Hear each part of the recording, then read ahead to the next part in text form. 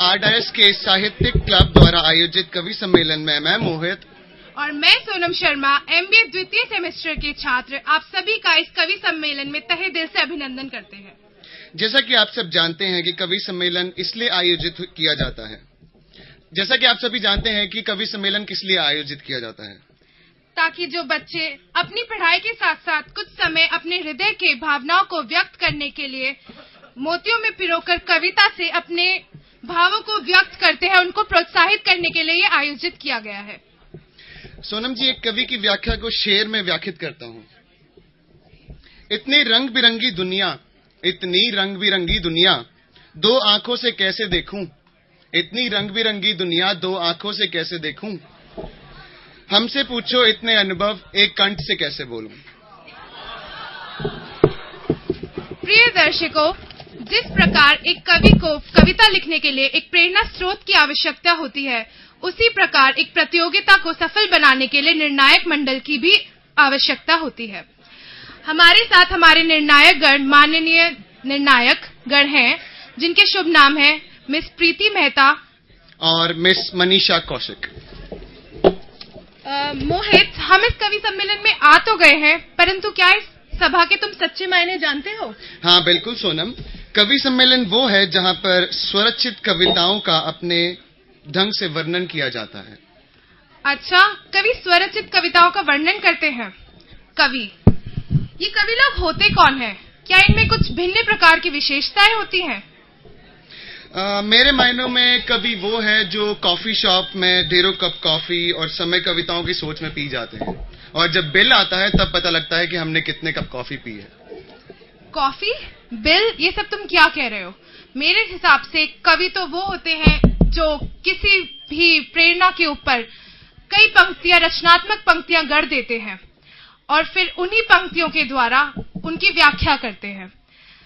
कवि वो भी होते हैं जो कुर्ता डालकर, झोला डालकर, बिखरे हुए बालों में दुनिया से बेखबर घूमते रहते हैं।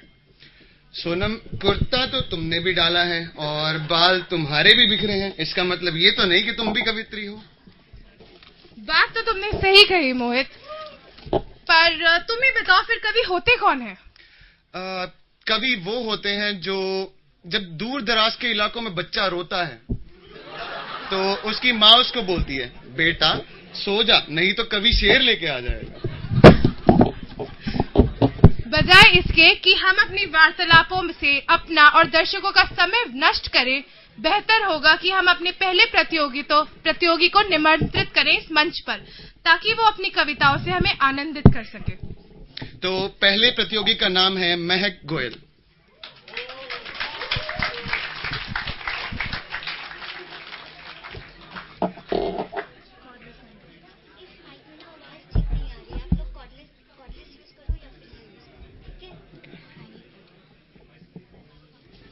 आदरणीय शिक्षकगण एवं मेरे सभी सहपाठियों, आपका इस कवि सम्मेलन में बहुत बहुत स्वागत है।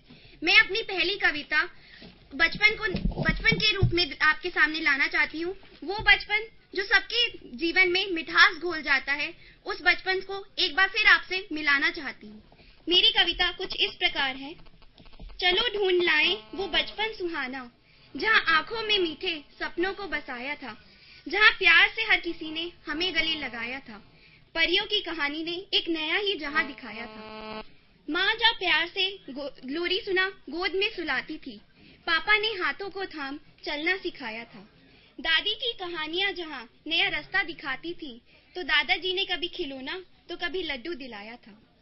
बस्ती का बोझ जहाँ जिम्मेदारी से कम था, दुखी था मैं शायद तब पढ़ाई से, पर आज की सच्चाई से कम था। जब गम से दूर बेफिक्र जिए थे, क्या होती है परेशानी उसके पल भी ना जिए थे। मस्ती थी, खुशी थी, जिंदगी खुल के जी थी।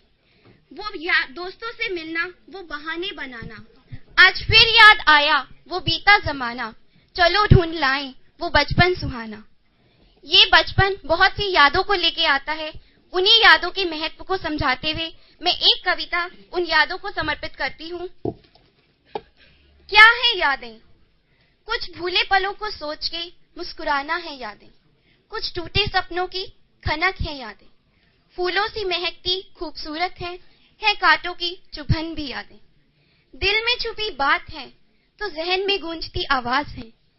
दिल को देती चोट तो चोट पे मरहम है यादें। माँ का दुलार है तो आशिक का प्यार है। तन्हाई का सहारा कहीं तो कहीं जीने का बहाना है यादें। होठों की हंसी भी है, आंखों की नमी भी है। जिंदगी में घोलती मिठास एक अनोखा स्वाद है यादें। रात की खामोशी में, दिन के शोर में, हर पल हर वक्त साथ है ये यादें। ना हो यादें तो अधूरी है जिंदगी। बीते अतीत का वजूद है यादें। संभाल के रखना इन यादों की पोटली को। हर अनमोल गहना से अनमोल गहना है यादें। धन्यवाद। यही मेरी कविताएं खत्म होती हैं। 2 लाइन आज की सच्चाई पे मैं आपको बयान करना चाहती हूँ। जो आंसू ना हो आंखों में तो आंखें इतनी खूबसूरत ना होती। जो आंसू ना हो आंखों में तो आंखें इतनी खूबसूरत ना होती। जो दर्द ना हो दिल में तो खुशी की कीमत ना होती।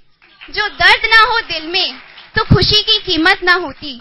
वफा ना की होती अगर बेवफाई ना की होती इस समय ने।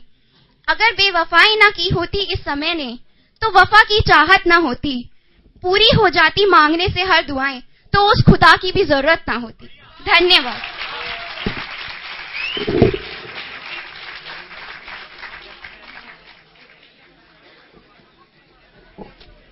धन्यवाद महक। धन्यवाद महक, हमें बचपन से फिर मिलाने और यादों की खूबसूरती को शब्द रूपी मोती में रच से यादों की एक माला पहनाने। क्या बात है सोनम जी, आप तो पहले ही कविता से प्रेरित हो गई। तो अब हम अपने अगले प्रतियोगी को बुलाते हैं जिनका नाम है रविंदर सिंह।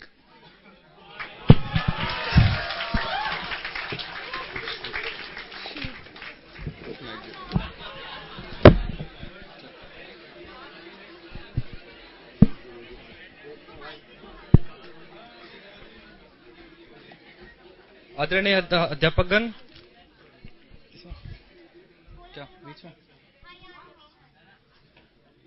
आदरणीय अध्यापकगण और मेरे सहपाठियों, मैं आपका इस कवि सम्मेलन में हार्दिक स्वागत करता हूं। ये हाल दिल है किसी बंदे का। उसके मन में से जो फीलिंग्स आ रही है वो मैं आपको बता रहा हूं। मेरा हाल दिल ऐसा है कुछ कि कोई बता नहीं सकता। सुनाते हैं लोग पर कोई सुना नहीं सकता। हवाओं पे लिखा है मैंने किस्सा अपनी हयात का। हवाओं पे लिखा है मैंने किस्सा अपनी हयात का कि कोई लाख चाहे भी तो मिटा नहीं सकता। हर एक की तमन्ना है कि फूलों पे गुजारे जिंदगी। हाँ बिल्कुल भाई। पर राह में पड़े कांटों को कोई मिटा नहीं सकता। दिल में दुख समा के कब तक हंसते रहोगे। दिल में दुख समाकर कब तक हंसते रहोगे। आंखों में ऐसा आंसू है कि कोई छुपा नहीं सकता। लाख चाहे कि इन मस्त मेलों में कहीं गुम हो जाएं। लाख चाहे कि इन मस्त मेलों में कहीं गुम हो जाएं, मगर बीते हुए लम्हों को कोई भुला नहीं सकता। कोई रूठ जाए तो मना लेना उसे। कोई रूठ जाए तो मना लेना उसे, क्योंकि जाने वालों को कोई वापस बुला नहीं सकता। हर रोशन चीज को पा लेने की आरजू ना कर। हर रोशन चीज को पा लेने की आरजू ना कर कि सूरज निकलता है पर कोई उसकी तरफ आंख उठा नहीं सकता। समंदर की लहरों पे लिखते हैं हम नाम उनका। समंदर की लहरों पर लिखते हैं हम नाम उसका कि आग कोई लगा भी दे तो पर जला नहीं सकता, बुझा नहीं सकता।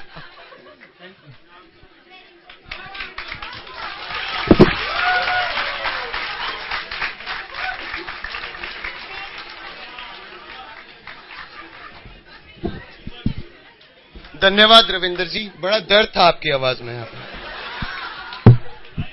अब मैं इस मंच पर बुलाना चाहूंगी हमारी क्लास के सीआर मिस्टर दीपक मिश्रा को।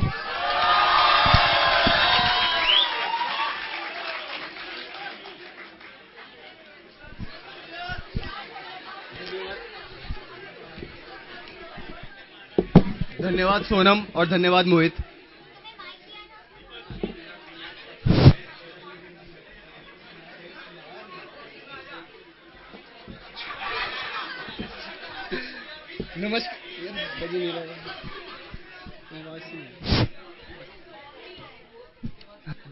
नमस्कार, मेरा नाम दीपक मिश्रा है। मेरी यह कविता आज के उस महत्वाकांक्षी समाज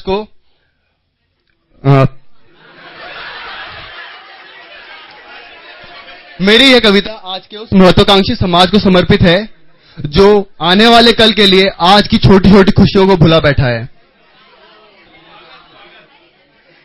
जीवन की आपाधापी में कुछ छूट गया, कुछ टूट गया। किसी और को पाने की चाहत में कोई अपना पीछे छूट गया।